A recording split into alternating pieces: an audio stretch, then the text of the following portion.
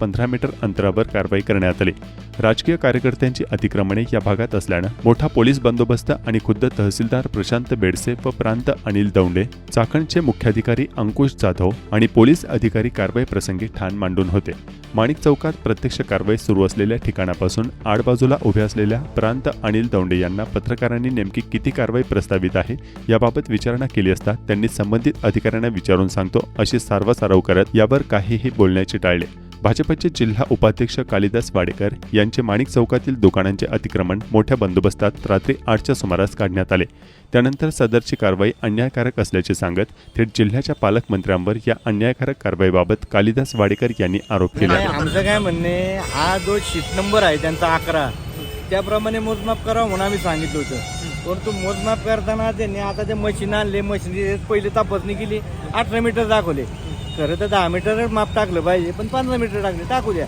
15 metre टाकून सुद्धा या गावठाण हद्द आमची चालू होती। इथून गावठाण हद्दीला मोजमाप वेगळे, तरी यांनी कुठला ना ते कोण आहे आपल्याला विषय त्यांनी सांगितलंय राजकीय दबावापोटी यांनी सगळं विषय केलेला आहे। केवळ फक्त मी भारतीय जनता पार्टीचा कार्यकर्ता आहे म्हणून अजितदादा पवारांचं नाव सांगते ते सगळे। अजितदादा पवार यांनी या कालिदास वाडेकरचं पाडा म्हणून असं आमदारांनी काही कुणी त्यांनी प्रेशर केलं म्हणून ते आता त्यांचे अधिकारी आता कुजबूज करतात। आमचं म्हणणं आहे ठीक आहे, मग आमचं पाडायचं आमचं सगळं घ्या, मग आम्हाला भरपाई ते द्या ना नुसकान आमची।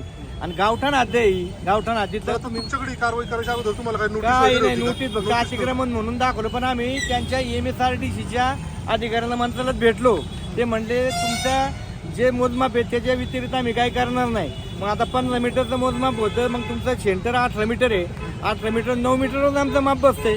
9 मीटरमध्ये असताना तुम्ही 15 मीटरच्या आतमध्ये इकच काय पाडलं आमचं। शिवाय आम्ही अधिकृत आहे, दुसरी गोष्ट येणे आकृषित येणे गेलेली जागा आहे आणि गावठाण सिटी सर्व नंबर आहे आमचे, बाजूला सगळे सर्व नंबर आहे।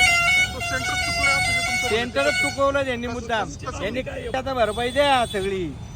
अजितदादाला सांगू इच्छितो, अजितदादा खोटं काम करू नका, तुमच्यामुळं सगळ्या गोरगरीब आमच्यासारख्या सामान्य कार्यकर्ता फक्त भाजपचा कार्यकर्ता म्हणून या अजितदादांनी चुकीचं काम केलंय। अजितदादांचा जो दौरा झाला त्याच्यानंतर हा सगळा नांगर फिरला असं वाटतं। अहो अजितदादांनी सगळी काय निश्चित देखभालीचं काम केलंय, फक्त या बाकीच्या कार्यकर्त्यांनी खोटी माहिती दिली अजितदादाला।